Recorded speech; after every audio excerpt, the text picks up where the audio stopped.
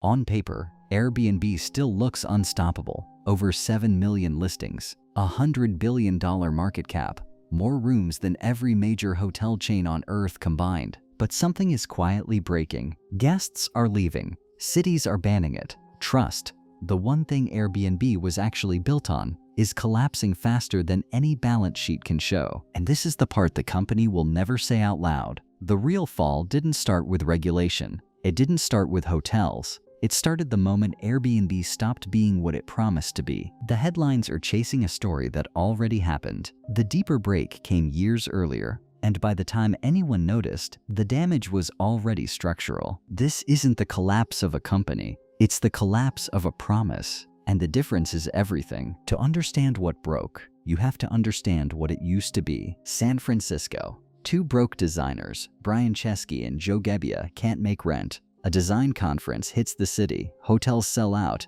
and they do the only thing they can think of. They blow up 3 air mattresses and rent their living room floor for $80 a night. That was it. That was the empire. Within 3 years, they had funding. Within 10, they were in every major city on Earth. By 2020, during a pandemic that should have killed them, Airbnb went public at a valuation higher than Marriott, Hilton, and Hyatt combined. The pitch was beautiful, and it worked because it was true. Travel like a local, stay in a real home, meet real people, pay less, feel more. It wasn't a hotel alternative. It was a rejection of hotels, a movement, a reason to believe that the sharing economy could actually make the world smaller, warmer, more human. Investors believed it, cities believed it, travelers believed it, and for a while, Airbnb believed it too. So what did Airbnb lose on the way up? The first crack didn't make headlines. It didn't show up in earnings. It showed up in something much harder to measure. The feeling guests had when they opened the app. Somewhere between 2019 and 2022,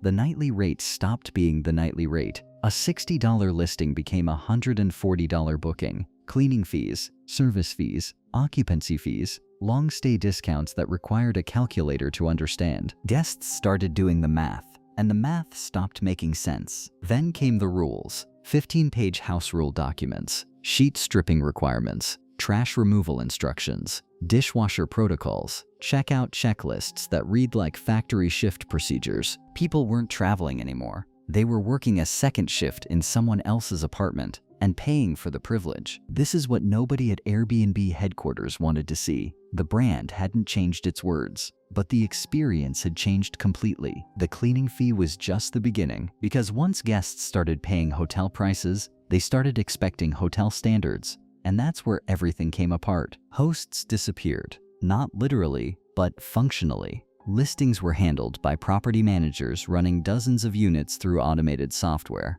The live like a local promise became a key code in a lockbox. Then the horror stories started spreading. A guest in Ireland finds a hidden camera pointed at the bed. A family in Florida checks into a listing that was sold the week before. A traveler in Miami walks into an apartment with exposed nails in the floor and a broken lock on the door. Social media did the rest. Every viral thread was another crack in the same wall. Airbnb's response was slow. Refund policies were tangled. Support felt automated. And the one thing the company had promised from day one, that this would feel safer, warmer, more personal than a hotel, started sounding like marketing from a different era. Then the reviews shifted. Hosts started rating guests harder than guests rated hosts. Miss a trash instruction? 1 star. Leave a dish in the sink? Public complaint. The platform that was supposed to connect strangers turned into a mutual surveillance system, and underneath all of it, something bigger was happening. Entire neighborhoods in Lisbon, Barcelona, New York, and Amsterdam were being gutted. Rent rose, locals moved out, commercial operators moved in.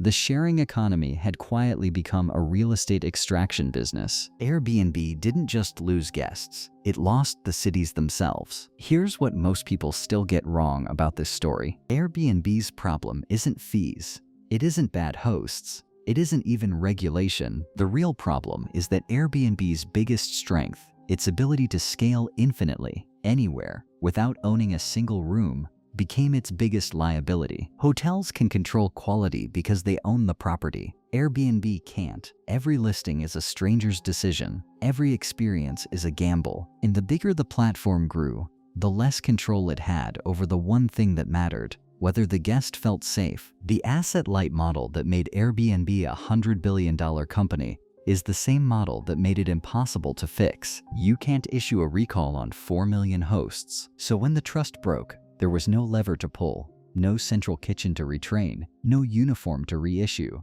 just a platform watching its own reputation erode in real time, and a CEO issuing apology tours and back-to-basics campaigns that sounded more like damage control than strategy. The visible collapse was the fee backlash. The real collapse was structural. And structural problems don't get fixed with a press release. Then the cities started fighting back. New York's Local Law 18 took effect in September 2023. The law didn't ban Airbnb, it just made it almost impossible to operate. Short-term rentals had to register, hosts had to be present. Listings dropped by roughly 77% in the city that had been one of Airbnb's most valuable markets. Barcelona followed. In June 2024, the mayor announced that by 2028, every short-term rental license in the city would be phased out, not regulated, eliminated. Paris tightened caps. Amsterdam capped nights. Lisbon froze new licenses. City after city, the pattern was the same, and the legal framework was spreading faster than Airbnb's lobbying team could respond. The company's own filings began using a word it had avoided for years: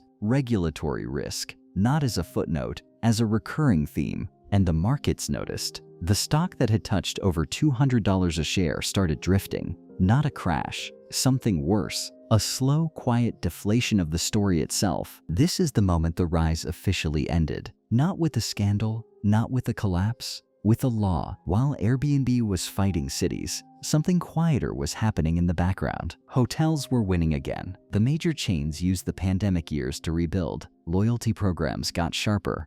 Apps got faster. Pricing became more transparent than Airbnb's, a sentence nobody would have written 5 years ago. And the experience gap flipped. Walk into a Marriott in 2025 and you get one price, one key, one standard. Walk into an Airbnb and you get a lockbox, a fee stack, and a hope. Business travelers left first. Families followed. Even the younger travelers who built Airbnb's cultural dominance started booking boutique hotels again, because the thing Airbnb used to sell, authenticity, had become a liability. The disruptor had been out-disrupted, not by a new platform, by the old enemy. Airbnb isn't dead. It's still massive, still profitable, still everywhere. But the thing it was actually selling, trust, warmth, a better way to travel, is gone. And once a brand loses the feeling it was built on, the numbers are just a delayed reaction. This is the lesson every empire learns too late. The fall doesn't start when the revenue drops. It starts the moment the promise quietly breaks. And by the time the world notices, the real collapse already happened years ago. You've watched Triumphs and Troubles. Subscribe to the channel for true business stories and comment, which company should we cover next?